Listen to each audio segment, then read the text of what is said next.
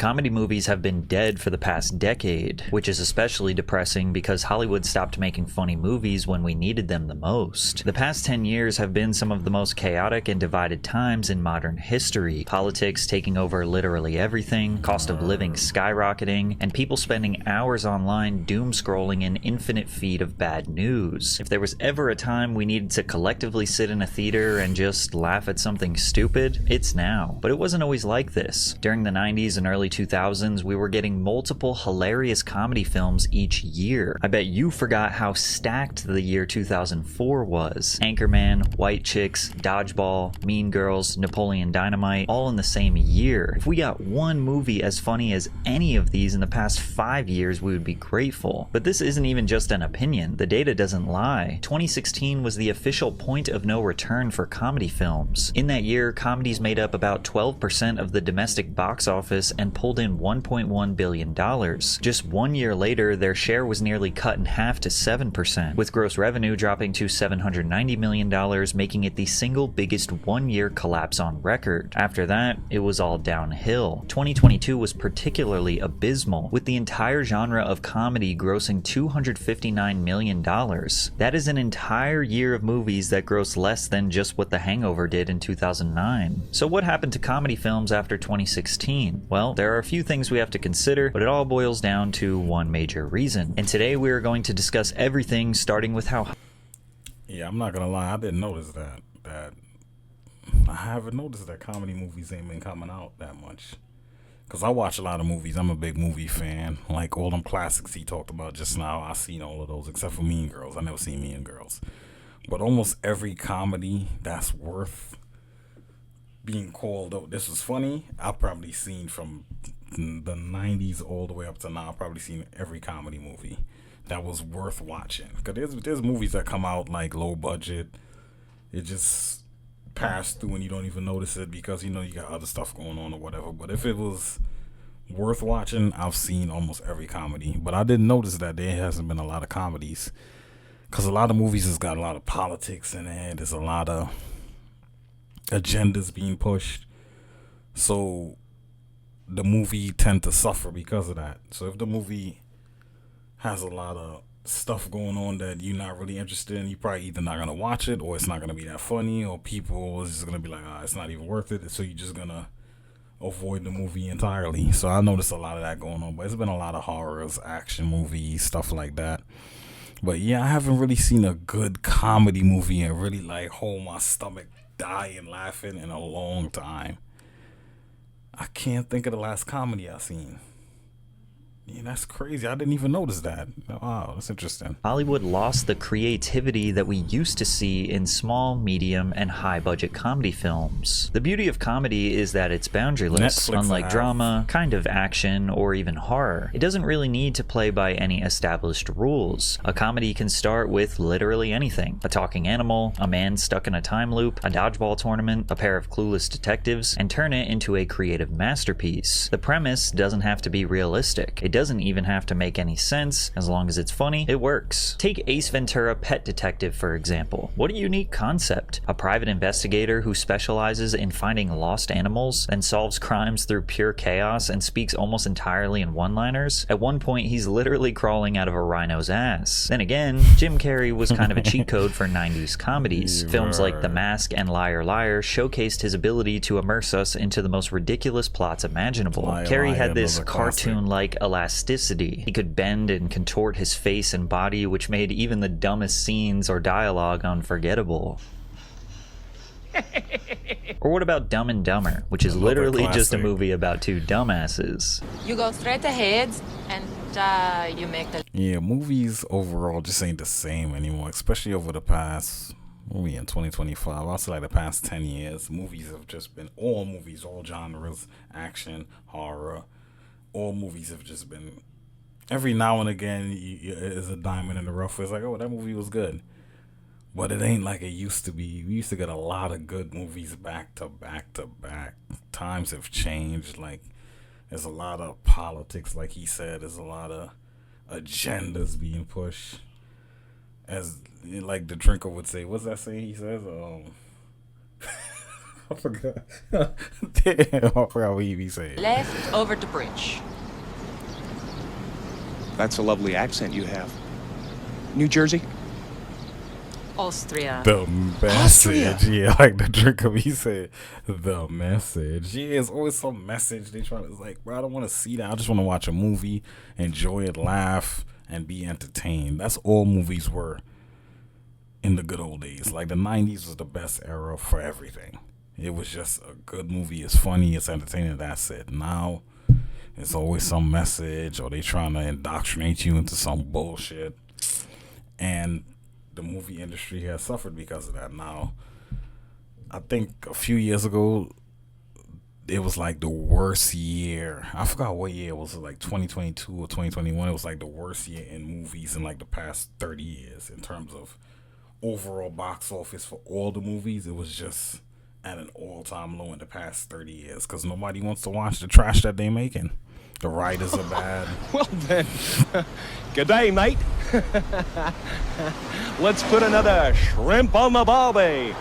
I always found myself gravitating towards films that had insanely unrealistic plots. The kind of movies where the world they're in doesn't follow society's rules or any rules at all. When there's no logic to be broken and the possibilities are endless. Like literally anything can happen. The Hangover took this concept to the absolute maximum. At its core, it's just a bachelor party gone wrong. Something that in real life might just end with a bad hangover and some embarrassing photos. But in this world, it spirals into a mystery involving a missing groom, a stolen police car, a baby in the closet, Mike Tyson's tiger, and a mob boss named Mr. Chow. It's an escalating chain of ridiculous events where every new reveal is crazier than the last, and because the movie establishes early on that anything can happen, you never question it. In Anchorman, the 1970s news industry is less about journalism and more about ego wars that escalate into literal deadly combat between rival news teams, compete with tridents, forces, and someone catching on fire, and then casually returning to work like nothing happened. Anchorman is the perfect example of a comedy movie that dedicates almost all of its dialogue to do one very important thing: make you laugh. Brian, I'm going to be honest with you, that smells like pure gasoline.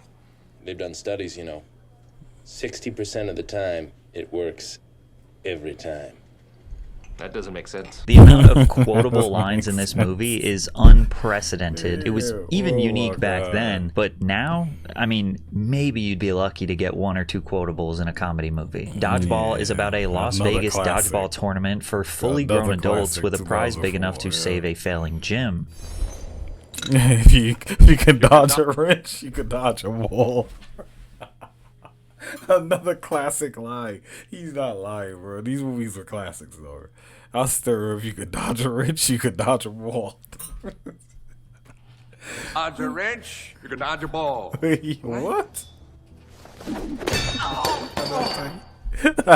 They get their asses handed to them by a bunch of Girl Scouts, experiment with some interesting uniform styles, and Ben Stiller is in this film doing what he does best, playing the role of the villain. And what about Ted, which asks you to accept, without hesitation, that a man's childhood teddy bear came to life, grew up with him, drinks, does drugs, and gets into full-blown relationships. And these are just some of the ultra-mainstream movies. Don't even get me started on Pootie Tang and Don't Be a Menace to South Central while drinking your juice in the hood. These are movies that are so absurd that you have to make sure you watch them with people who have the same humor as you, otherwise they'll look at you like you're crazy. There are very few comedies today that keep the spirit of this insane absurdity. However, Cocaine Bear is one that does come to mind, which is about an American black bear that eats a stash of cocaine that fell out of a plane smuggling drugs. The bear becomes highly aggressive, attacking and trying to kill hikers in its way. While the movie is just alright, I do respect the dumbness of this idea. It's not trying to be relatable, it's just leaning fully into a ridiculous premise and committing to the bit, and that's something we don't nearly get enough of anymore. Most modern comedy movies take the safe route. We get movies like Vacation Friends 2, a generic sequel with the same recycled concept of a holiday gone wrong and being stuck surrounded by people with clashing personalities. Or The Man from Toronto, another Kevin Hart buddy comedy that is so formulaic it feels like it was designed for people to turn on and then fall asleep while the ads run. Comedies rarely go for absurd humor these days because, well, it's really difficult. Too open of a canvas can make it harder to build a story with structure. The freedom to do anything also means there's nothing stopping you from literally losing the plot, which is kind of what happened in Cocaine Bear. However, other great comedy films in the past started with a lightly realistic framework, which only enhanced the absolute farce that took place during the film. Like Super Troopers, a movie about morally questionable cops. Sure, that sounds realistic, until you realize these highway patrol officers spend more time pranking civilians and messing with each other than actually enforcing the law. They behave in a way that doesn't even come close to representing reality, and none of them would still have jobs after these antics. But at the same time, it does make you think some cops might actually act like that in private. Or the 40-year-old virgin. Sure, it's very possible that a man could abstain or just not have the opportunity to have sex for half their life. And if you found that out, you might think, wow, that's interesting, and then move on. But the movie takes that basic believable premise and pushes it into pure absurdity. It then turns into all of Steve Carell's co-workers dedicating their entire lives to getting him laid. And of course, stepbrothers. I have a stepbrother, tons of people have step-siblings. It's an extremely relatable experience, navigating new family dynamics and sharing space with someone you didn't grow up with. But in the film, nothing about that is relatable. We have two 40-year-old... Did you touch my drum sets? Did you touch my drum set? He said, I rub my balls on your drum set. Old men with no jobs that spend their days building bunk beds, hanging out in a treehouse, and fighting like toddlers. I didn't touch a drum set, okay? I witnessed with my eyes your testicles touching my drum set. All right, that's it! A modern version of this absurd but also still upholding a slight realistic framework is the teen comedy movie Bottoms, which is basically just another silly high school movie, but through the lens of two queer students. The high school jocks in the film wear their full padded football uniforms 24/7, in class, at parties, while sleeping. It's obviously unrealistic, but it's a funny way of critiquing jocks that dedicate their entire personality to the sport they play. Oh, and a nice touch was throwing one of them in a cage in the classroom for absolutely no reason. Try telling Dimitri Walker that. Little mother came the first week and I ain't seen him since. Dimitri Walker committed suicide the first week of school, Mr. G.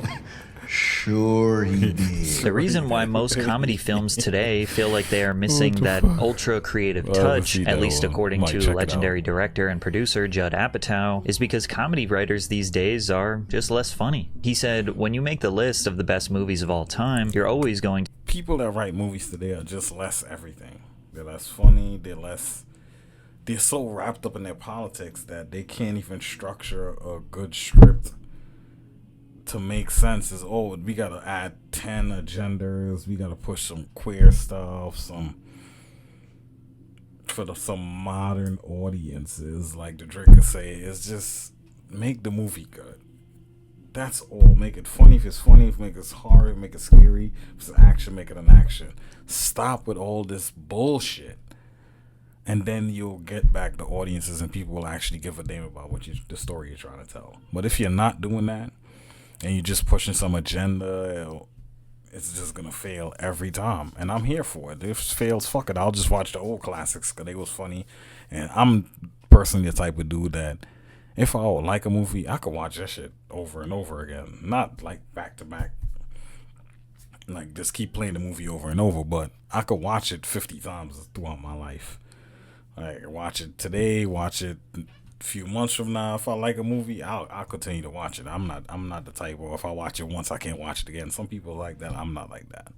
To put Airplane on it. And if movies like that aren't being made right now, it's because people aren't smart enough and funny enough to make them. Okay, so who would be smart enough or funny enough to write a modern masterpiece? Well, I've noticed that comedy films today seem to be missing actual comedians. And that's because some of the funniest and most popular comedians today are opting for something much easier and more profitable: podcasts. Before podcasts became wildly popular, comedians had essentially three routes to earn a career: get a job on Saturday Night Live, secure a TV sitcom, or get a role in a comedy film. The mainstream visibility earned through these avenues allowed comedians to fill seats in comedy. That's true too. I think that's the reason why there's not a lot of comedy movies anymore.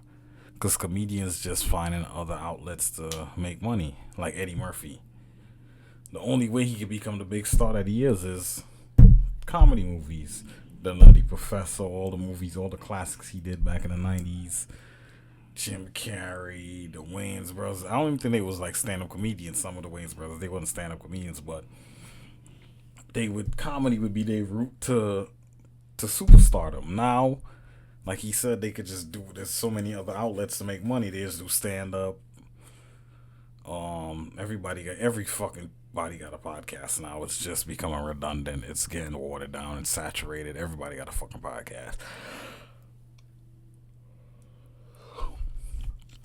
And even the quote-unquote comedians nowadays, they're not as funny as the comedians of yesteryear. A lot of them, the comedy is just not what it used to be.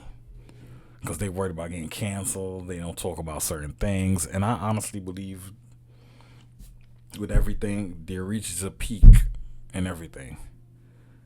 Once you reach to a certain point, all you could do is keep rehashing the same old garbage. Like even movies now, if you notice, they just keep doing remakes and reboots, and because I think at a certain point you run out of ideas. Like technology, everything reaches to a point where it's like it can't get any better than this. Even the iPhone, what more could they do with the iPhone? I honestly believe this is it here. This is it in terms of what they can do. They could just make it faster, process it a little better, but at a certain point it can't go any further than this. We've reached the peak, so now we just gotta maintain or keep rebooting it and keep recycling the stuff that we did before. That's it. Clubs across the country. The vast majority of the comedians responsible for your favorite comedy films were originally platformed by SNL. Eddie Murphy, Bill Murray, Will Ferrell, Mike Myers, Chris Farley, Adam Sandler, Kristen Wiig. I could keep going on and on. It was much easier for a current or ex-SNL cast member to pitch a movie to a major studio because they have already proven to the industry that they are funny. So when these comedians began to see success in films in the 2000s, they assisted in casting other comedy actors with a ton of potential. Actors like Jonah Hill, Zach Galifianakis, Paul Rudd, Vince Vaughn, Melissa McCarthy, Steve Carell were able to skip over SNL and go straight to the big screen. And it sounds painfully obvious to say, but I think a large reason why older films were funnier was because the funniest people at the time were either writing or acting in these comedy films. Today, a comedian doesn't need SNL or a comedy film to determine their potential for a comedy. Most of the time, the comedians now that do act the movies, most of the time I don't even think they write the movies. There's like some lame ass liberal white writing team who's coming up with the jokes for the comedians. No, the comedians used to write their own shit, and they know what funny is. Now people don't know what funny is, and then you gotta tiptoe this line of trying to be funny, but you don't want to offend nobody because somebody's gonna be offended by some shit. We just in a different time. Career. All they need is a podcast. If you can be funny for an hour a week behind a microphone, clip the best moments for TikTok or Instagram, and build a loyal audience online, you can skip Hollywood entirely and still sell out theaters on a national tour. I'm sure Theo Von could assist in writing or acting in a really funny movie if he tried, but why would he? With podcast ad revenue, Patreon subscribers, and live show ticket sales selling out all over the country, a lot of comics are making more money than they ever could from starring in a studio comedy without months of shooting, studio interference, or the risk of a box office flop. This shift is a huge win for independent comedians, but a huge loss for comedy films. The performers who would have once been fighting to star in the next Step Brothers or The Hangover are now trying to get a spot on the Joe Rogan podcast or be interviewed by Theo Von. They don't need to spend years chasing a studio deal, and they don't have to share their earnings with a production company. It's a double-edged sword. On one hand, we can now hear from our favorite funny person every single week, sometimes multiple times a week, without waiting years for them to land a movie role. But the trade-off is that we don't get these larger-than-life, culturally defining moments that comedy films used to create. Nobody is quoting a podcast episode 15 years later the way people still quote Anchorman or Superbad. Well, except this one. My mother's very pretty. She's a beautiful woman. I like your cross-eyed mother. Well, I'm Bobby Mother. You don't have to. I'm not Bobby Mother. I'm Bobby Mom. I'm Bobby Mother.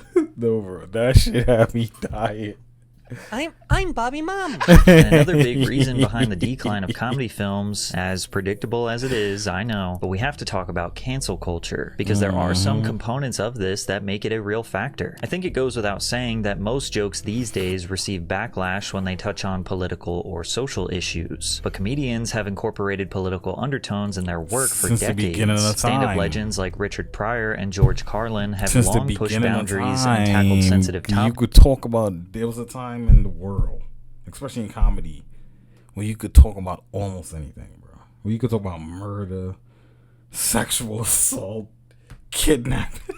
You could talk about anything, especially if it's funny, and people would just laugh. Oh my God, they holding their stomach. It's funny. Nobody, oh, I'm offended and I'm leaving. And some liberal, blue-haired, septum piercing woman across the country see the clip on Instagram, and now she's offended, and they reporting you, and then they making TikToks about it.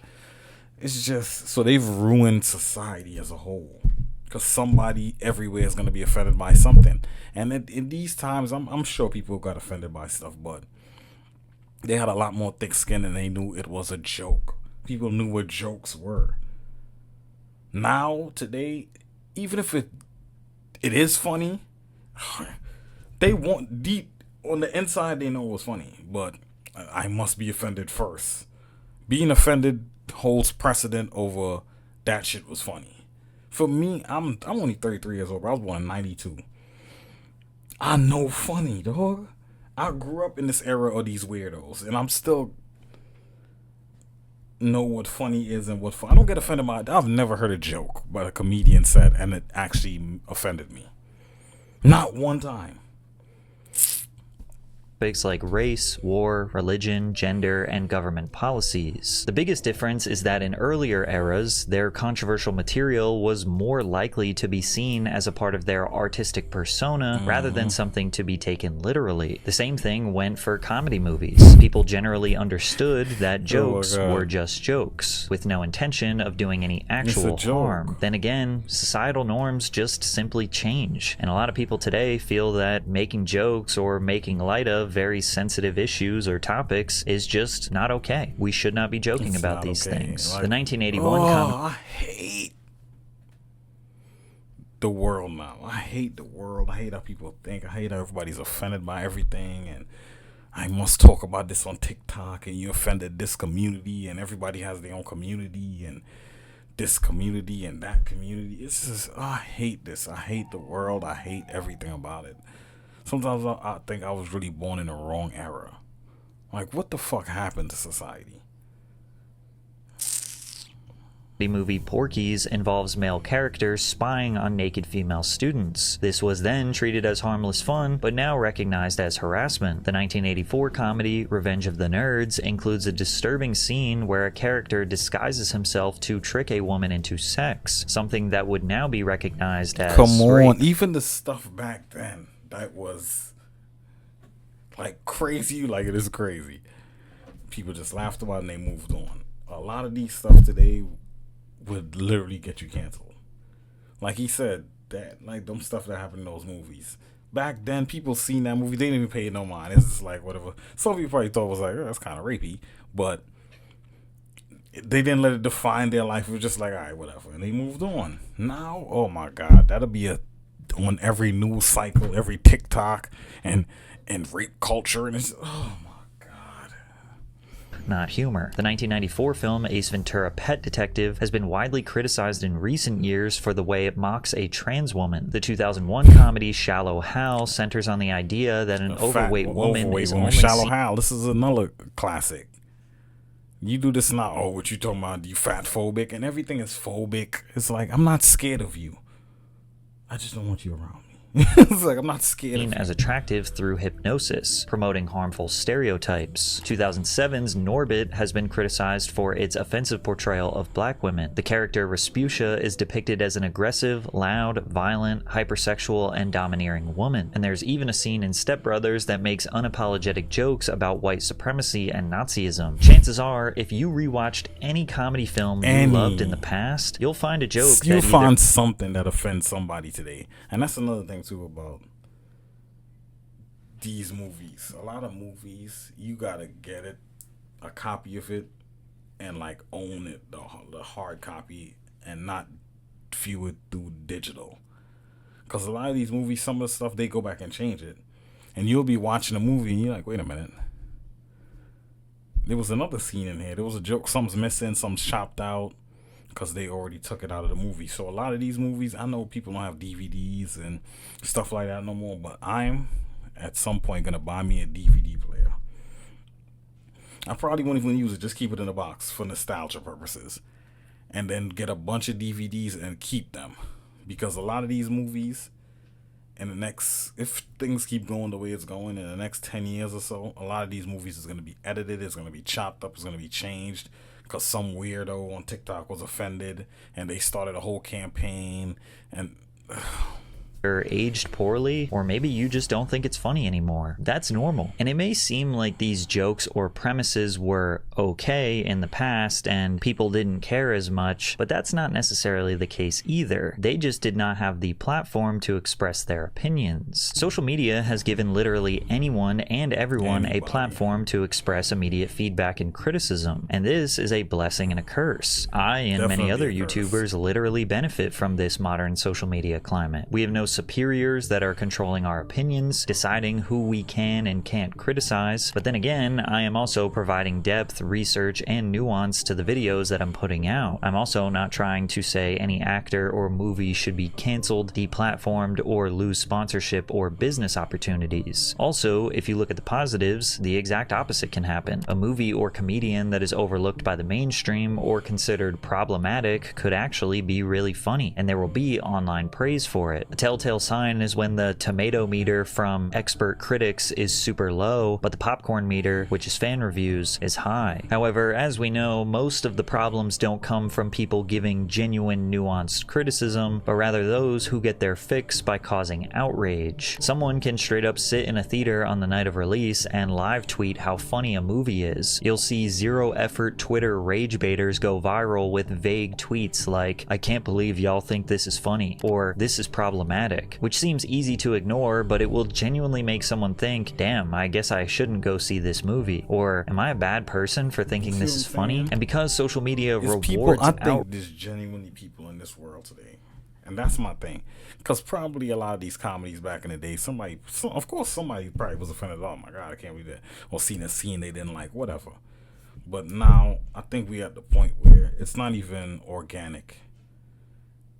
It's almost as if people go out their way to find things that offend them, or to be offended. Even if they're not offended, they will just claim to be offended, and then make a video on TikTok, and then a bunch of other weirdos come out, oh yeah, I was offended too, and then this weirdo, I can't believe you like that, like he said, I can't believe you seen that, I can't believe you actually like this, so you people are weird, so you're promoting this. It's like, oh my fucking god, shut up. Do you just look and wake up every day? It's people who genuinely wake up, like they get up every morning and look, what can offend me?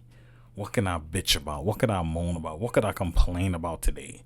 And I know there's days when nothing is really happening in the world. Nothing crazy. It's just typical stuff. Regular news. Nothing crazy. And I know those people are genuinely upset. Like, fuck. So they just find stuff to be offended about. It was this girl the other day talking about, this black, I forgot her name. I didn't even know the bitch name because she's like a nobody.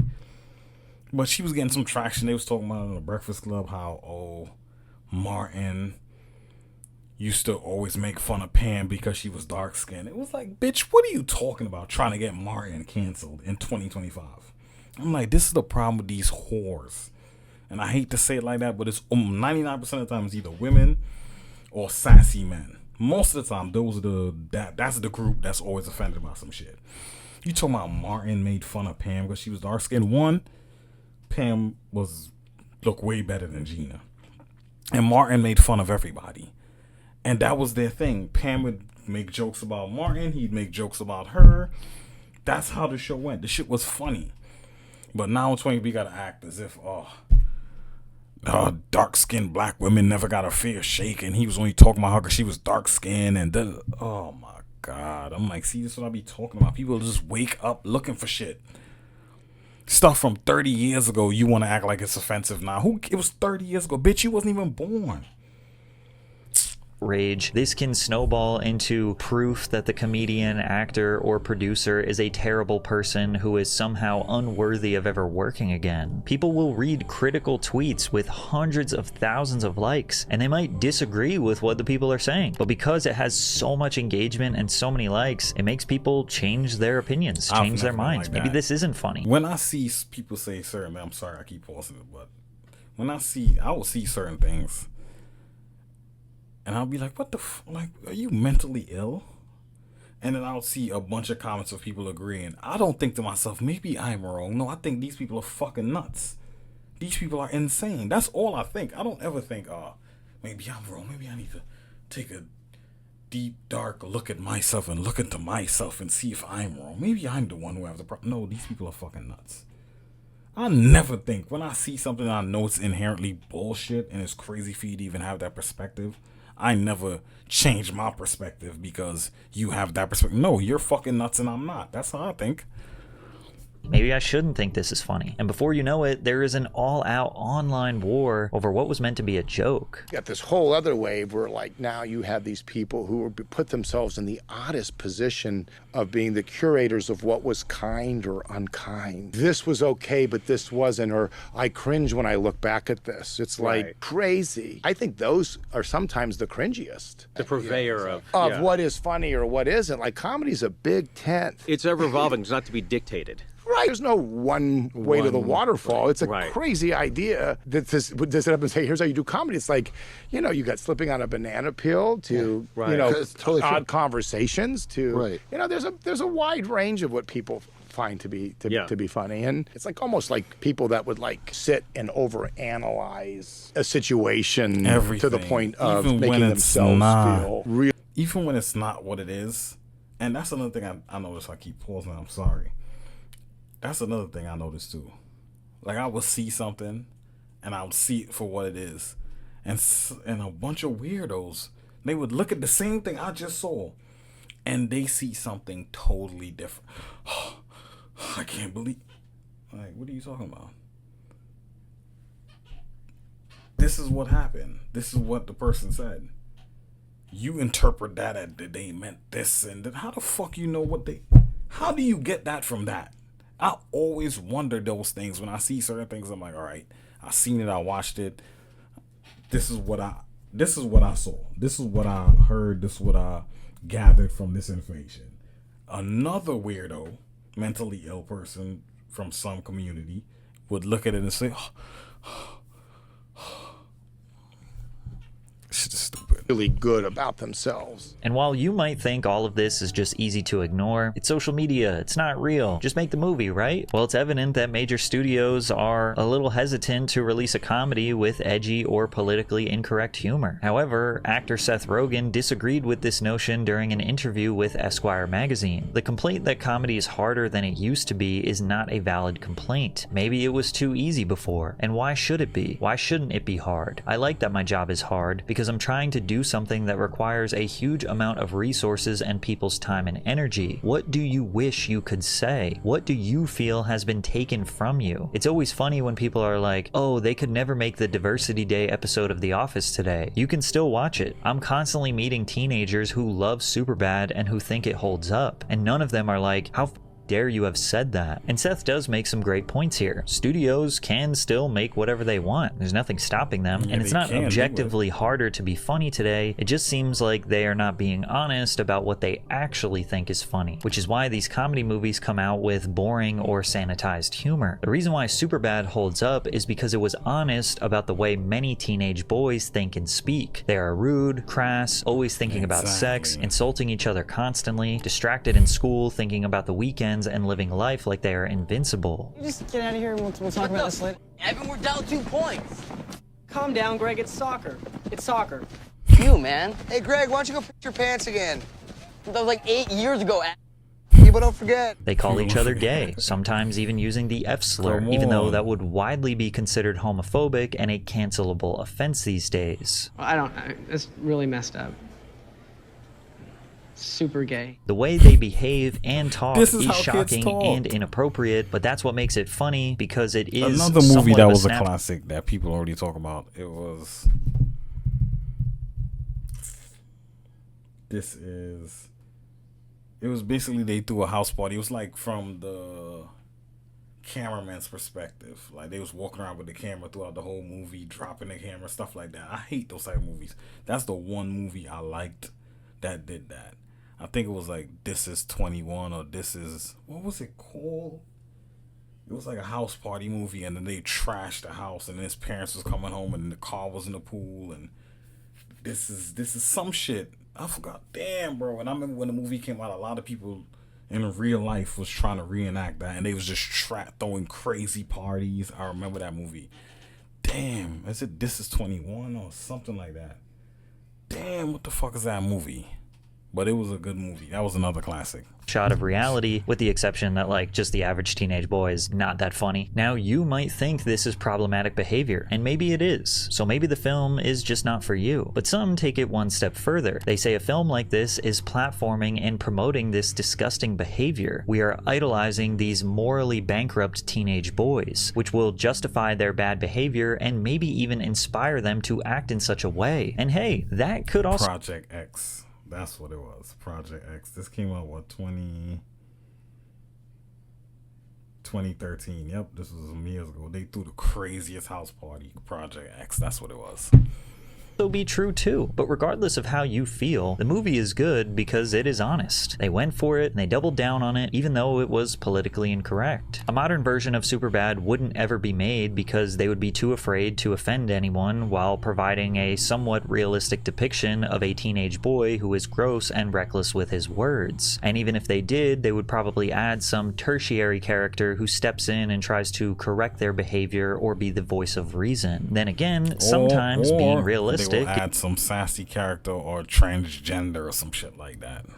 Is not funny. Like, look at the 2020 film American Pie presents Girls Rules. American Pie is supposed to be a raunchy, disgusting depiction of the primitive young adult or teenage mind. Sex, drugs, partying. It's unapologetic and incredibly stupid. This modern version was supposed to be the same thing, but from the female perspective. Looking to spice up their love lives before graduation, 4 female high school seniors band together to harness their girl power and get what they want from the boys. Let's just compare really quick. The first clip is from the original American Pie. This is how they wrote a female innuendo. Oh, and this one time at band camp, I stuck a flute in my... Excuse me? What? You don't think I know how to get myself off? Hell, that's what half of band camp is. So, are we gonna screw soon? Because I'm getting kind of antsy. Now compare that to the new American Pie. None of us need a man to have a healthy life. I am learning that technology has given us incredible innovations in self-pleasure. And like whatever you're into, external, internal, rabbits, wands, vibrators, remote-controlled plugs, beads, and wall balls. And wall balls. Oh yeah, I have 2 in right now. It is a very specific sensation. Maybe this new version is funnier, and I'm... What? It could never be funnier. There's no comedy in 2024, 2025 that's going to be funnier than a comedy from 2004 and 2005. I don't give a fuck what anybody says. It would never be funny. It's impossible. Impossible.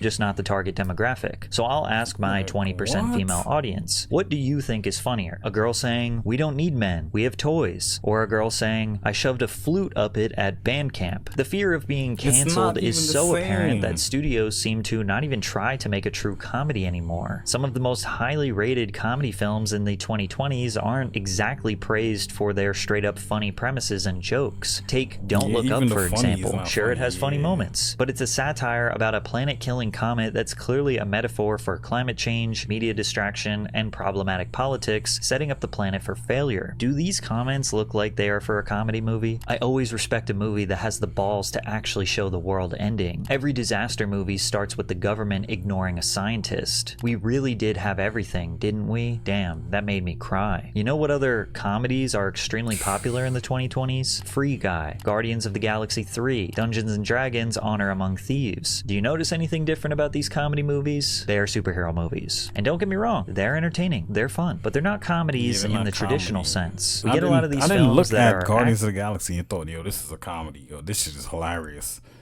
there was a couple moments that you'd laugh at. Even regular movies back in the day had moments in there where you would laugh, and it wouldn't necessarily be called a comedy.